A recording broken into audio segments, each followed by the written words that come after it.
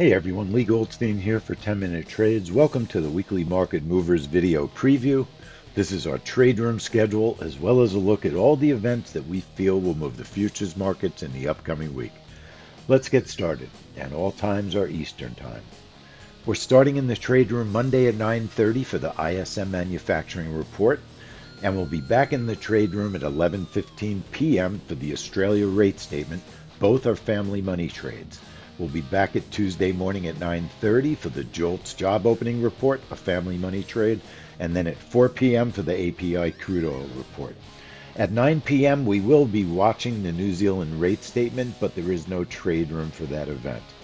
Wednesday at 7:45 we've got the ADP report, and at 9:30 a.m. the ISM services report. Both of them are family money trades.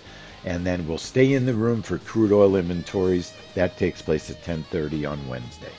Thursday at 8 in the morning, we've got unemployment claims and trade balance. At 10 a.m., we've got natural gas storage.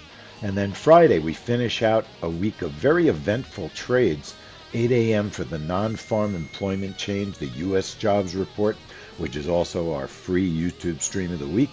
And we also have the Canada jobs report at the same time. So I hope you enjoyed this short little video today.